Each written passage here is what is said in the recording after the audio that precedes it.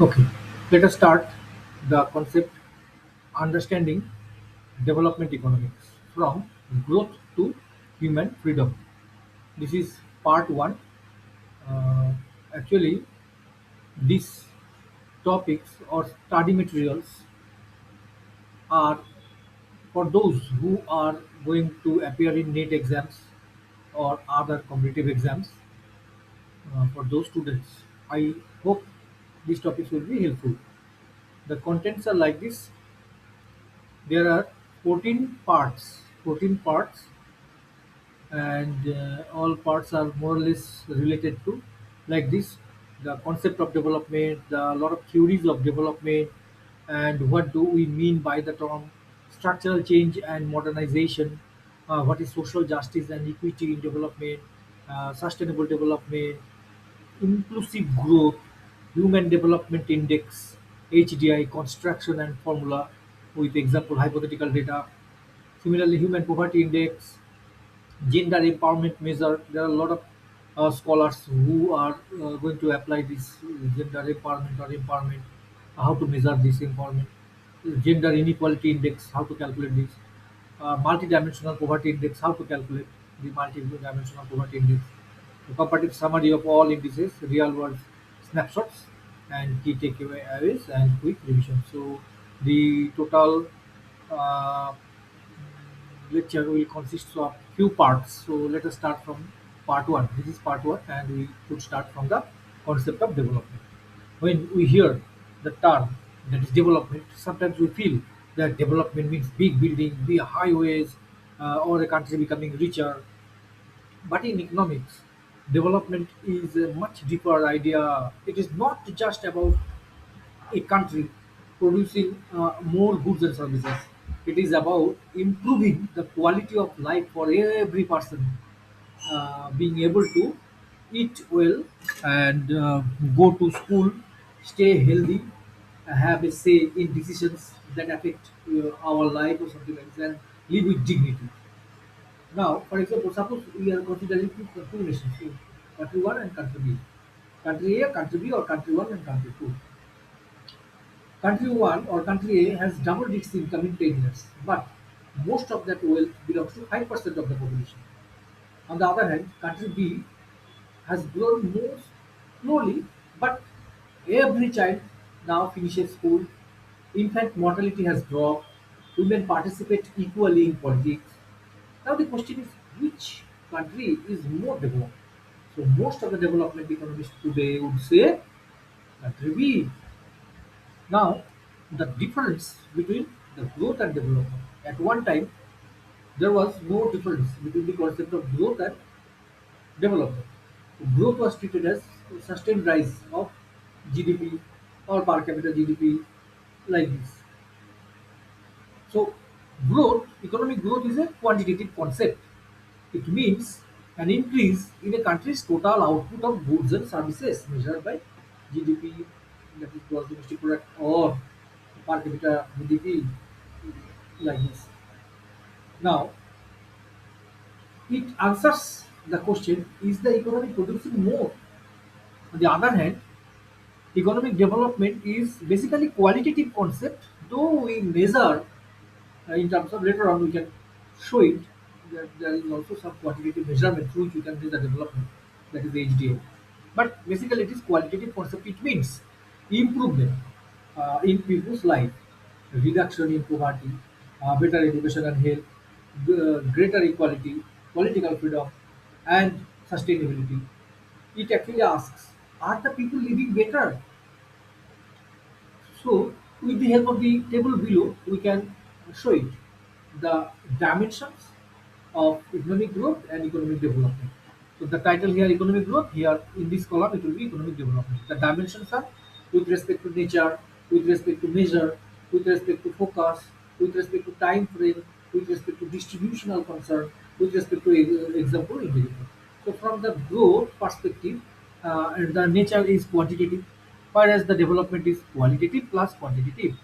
The measure by the term GDP, per capita GDP, or GNP, per capita GNP, we generally define growth, GDP, 7% of GDP, like this.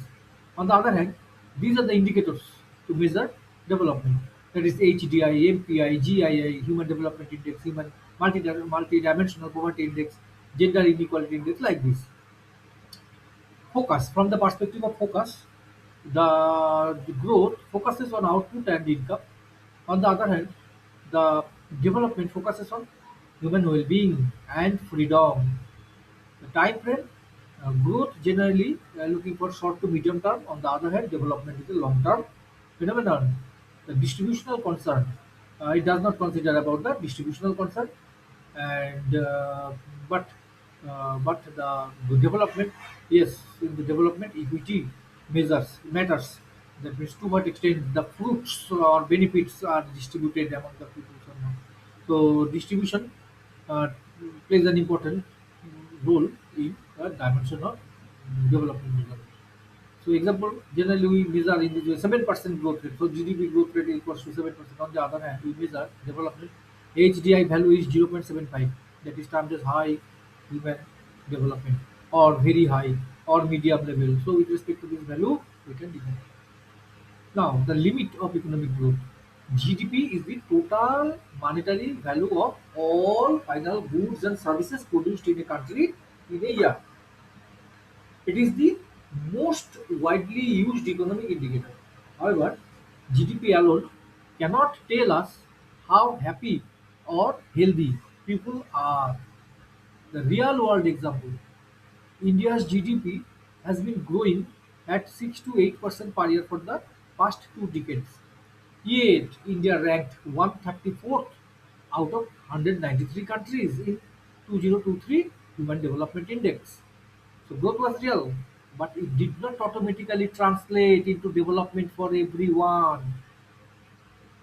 GDP counts pollution cleanup as positive, since the money spent fixing a disaster adds to GDP. GDP ignores unpaid works like a mother caring for children at home.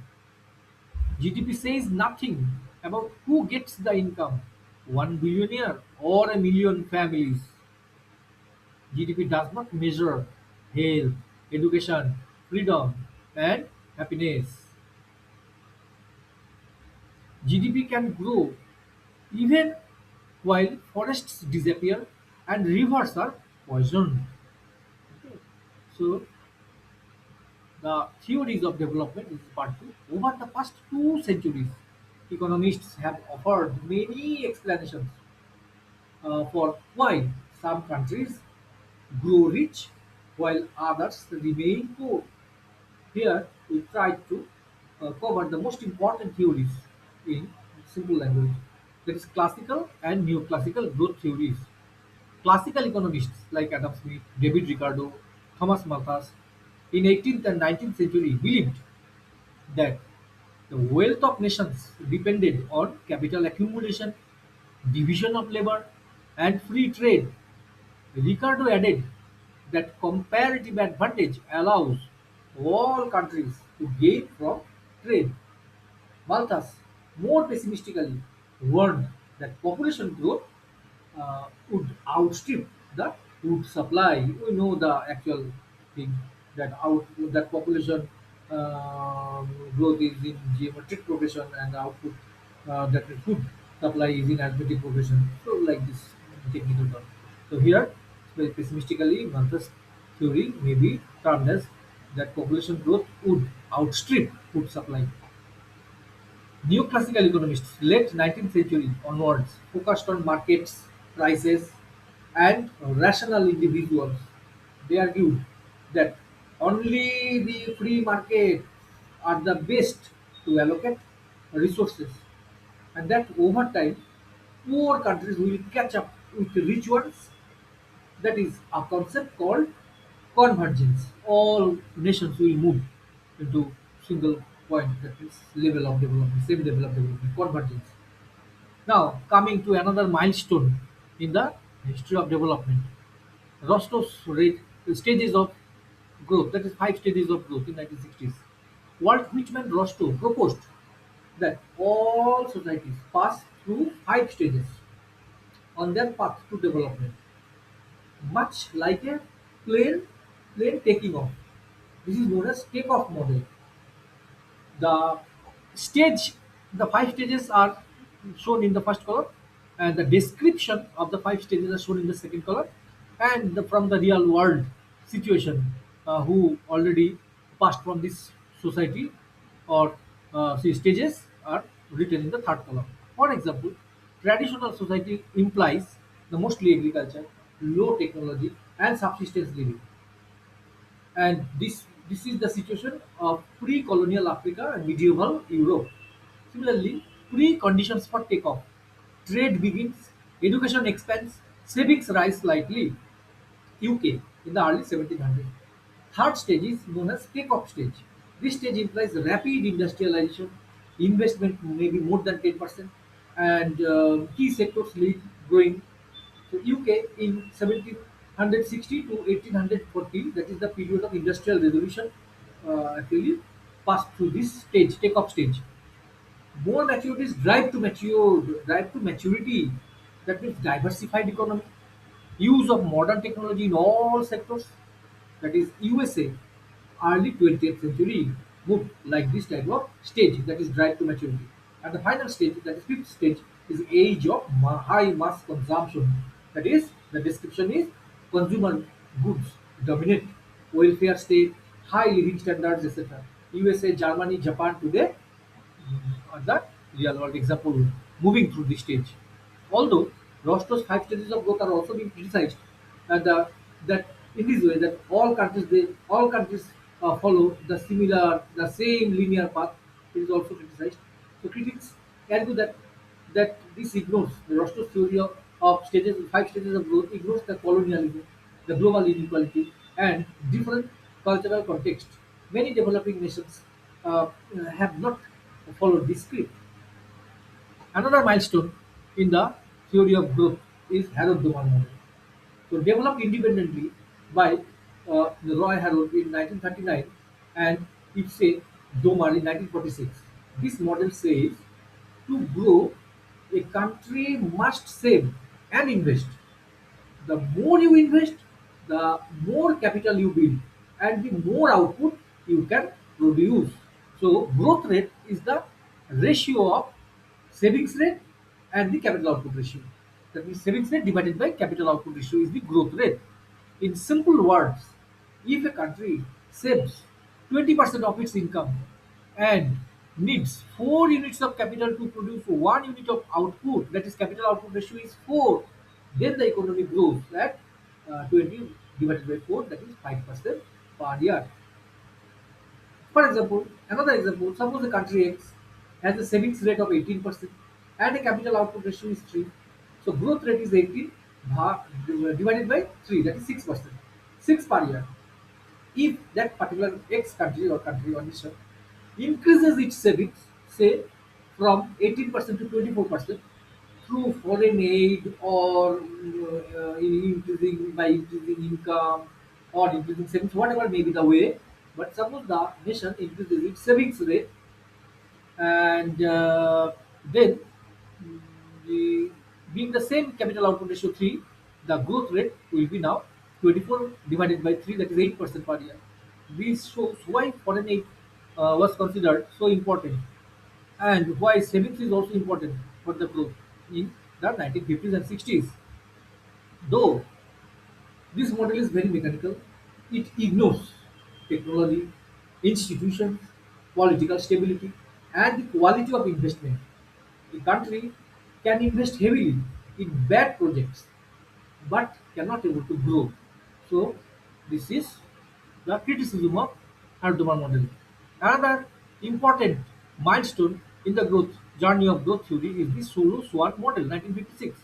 Robert Solow, who won the Nobel Prize, improved on Harrod-Domar by adding technology as a driver of growth. He showed that in the long run, capital accumulation alone cannot sustain because of diminishing returns. Each additional machine adds less and less of output. Only technological progress can keep growth going forever. For example, poor nations has less capital, so each new machine is very productive. This means poor countries should grow faster than rich ones and eventually catch up. The conditional convergence hypothesis. This is partly supported by the experience of South Korea and Taiwan, which grew very rapidly from the 1960s to 1990s. Dependency theory, 1950s to 70s, while Western economists focused on domestic factors, Latin American economists like Raul and the later on the Frank and the Gunder Frank argued that the problem was external. Rich countries, the term that this is poor countries systematically exploit the poor countries, that is periphery term. Poor nations are termed as periphery through through trade agreement, investment, and debt. Okay.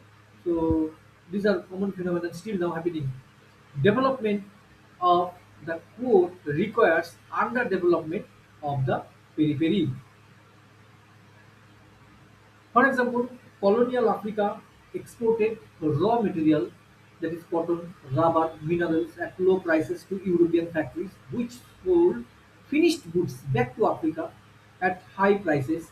In India, also this type of situation we know at the time of industrial um, revolution of in England. So, high- so low prices, which sold finished goods back to Africa at high prices. Profits flowed out. Africa remained poor, or poor nations remained poor, in spite of giving their best. That means it is not not because it lacked effort, but because the global system was structured against it. Another theory, just extension of this world system theory, Wallerstein in 1970s. Immanuel Wallerstein expanded the dependency theory into a global model with three zones. He divided the total nations into three zones, four, that is rich, powerful, for example, USA, Germany, Japan, semi-periphery, that is middle income group, that is Brazil, China, India, and the periphery, that is poor and exploited. Many African and Asian. Though right now China should not be kept in the middle, China should be in the rich nations because China has already obtained the power, uh, again, just equivalent to more or less equivalent to USA. So and the periphery, the poor exploited. Many African and Asian nations. Countries can move between nations, between zones, but the system itself reproduces inequality. Human Development Index, a human development approach. Okay, Amartya Sen, 1990s. Amartya Sen, an Indian economist and Nobel laureate, fundamentally reframed development. He argued that development is about expanding human capabilities and freedom. The real things people can do and be. Income is just a means. The goal is freedom from hunger, disease, ignorance, and oppression. Amartya Sen identified five types of freedom that constitute development: political freedoms, economic facilities, social opportunities, transparency guarantees, and protective security. This approach became the foundation of UNDP's Human Development Report and the Human Development Index, which we will cover another part. Okay. So in the first part, I'm just explaining this portion up to this portion, the new growth or endogenous growth theory of 1980s to 90s. Paul Romer and Robert Lucas argued that technology does not fall from the sky. It is created by people, farm, and government through investment in education, research, and knowledge. Unlike physical capital, knowledge has increasing returns. One idea can be used by many people at once. This is why investment in human capital and research and development can sustain long run growth. So the policy implication is like this: governments should invest in education, healthcare, and innovation. South Korea's transformation from poverty to technology powerhouse in 30 years is often cited as evidence for this theory. South Korea's transformation from poverty to a technology powerhouse within 30 years is often cited as evidence. for this theory. So not only technology does not fall from the sky. Government should need to develop, should need to invest in education, research, and knowledge. So these are the indigenous. So with the improvement of skill, one nation can able to develop. So with this portion, I'm just concluding the part one. In this way there will be a lot of 5 or 6 part to cover all these things. Thank you for your patience hearing.